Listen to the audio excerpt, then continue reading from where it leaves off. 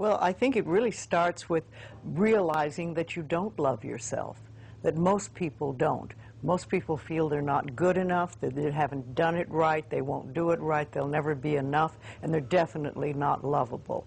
And when we come from that space, it's very hard to create things for ourselves that are really good. So in the early days when I worked with people, I used to fix this problem and fix that problem, and you'd have this, a health thing, and we'd work on that, and we'd work on this. And one day I discovered, much to my amazement, that if I would help people learn to love themselves, to really accept themselves as they are, we didn't have to work on problems, because it was almost like a miracle. Everything seemed to fall away. It's a hard one for people because we grow up believing that we're not good enough and nothing is right. I remember lots of times I would ask people, well, what is really wrong with you? What have you done that is so terrible that you're not acceptable to yourself? And I never, ever, ever got an answer that made any sense. You know, they might say something like, well, I'm too fat. Well, so, you know. But when you talk about loving yourself, a lot of people think that that's vanity, but it isn't really. It has nothing to do with that. That is narcissistic.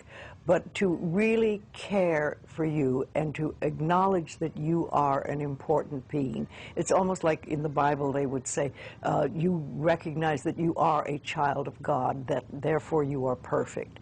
But even if you're not a biblical person, if you can recognize that you are a being that has self-worth, if you can really recognize your own worth, then you start to treat yourself differently. And I think that's what's so very important about loving yourself, is you stop beating yourself up, you stop making yourself wrong, you stop talking about how awful you are, and you stop saying things like, I'm really stupid and stuff, and you start to treat yourself with a certain amount of respect. And this makes an enormous difference, because what you give out in life is what comes back to you. So if you're giving out a feeling of, I'm okay, I'm good enough as I am, and I am acceptable, and I love life, and I love me, and you start having gratitude for yourself and for life, then life treats you differently, because you are having a different vibration that you're giving out and getting back. And that's when things really start to flow. Now, a lot of people don't realize it, but you have to practice. You just have to start it. And that's why I try to get people to do a lot of mirror work. If you look in the mirror, just simple things like looking in the mirror in your own eyes and saying, I love you. I really, really love you. And it helps if you use your name, Louise, I love you. I really love you. It gets to that little child inside that has been rejected for so long, and it breaks open sort of a dam or a door or whatever you want to call it, and it's like little miracles start to happen. Lots of little good things happen, and the universe loves grateful people. The more grateful you are, the more you get to be grateful about. It's that simple. Life is really very simple. We make it enormously complicated, but it doesn't have to be.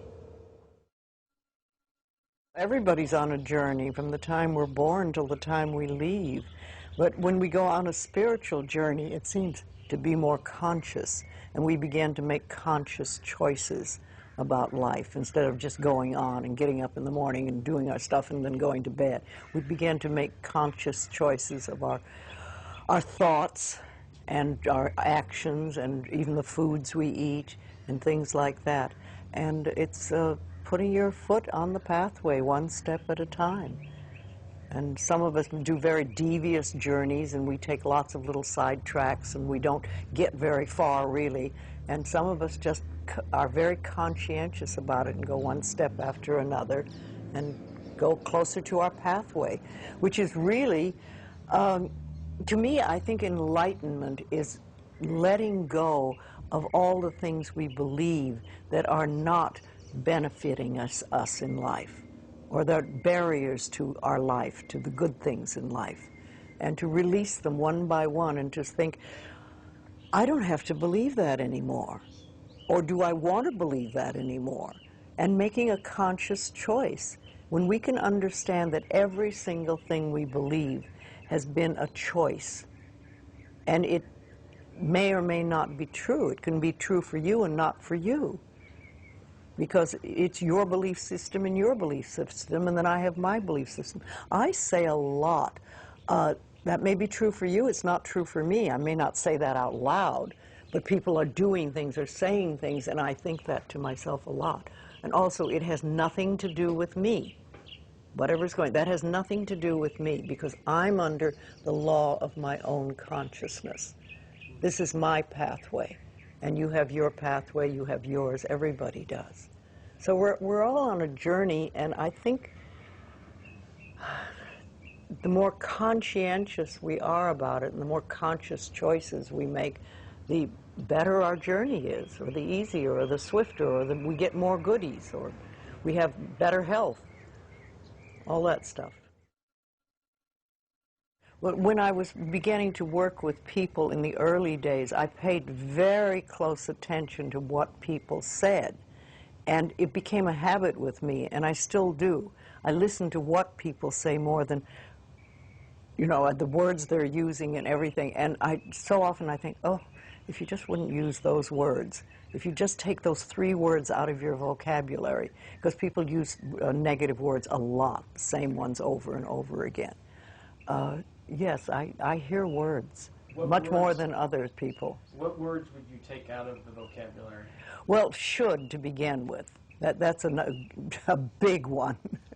Because every time you say should, you're making yourself wrong. Either you were wrong, or you are wrong, or you're going to be wrong. So take that one out completely. And just a lot of negative expressions that people use. I'm not good enough, or this will never work, or oh, it's a rotten day, or, you know, there's just tons of expressions, and we use them over and over again, and they don't do us any good at all. Everybody's journey is individual because we start from different places, so we can't all be having the same journey. But I think we all get certain ahas,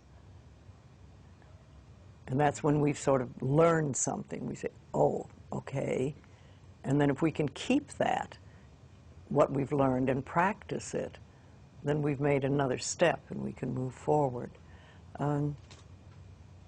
Yes, it's a lifetime journey, and we never stop learning. I'm 80, and I'm still learning.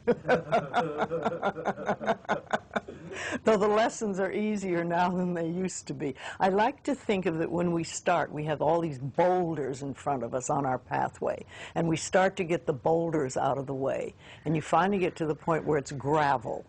And gravel you can handle. You know, and you can sweep gravel, and you can do things. So, and then occasionally there's an old boulder. Rolls back into your path.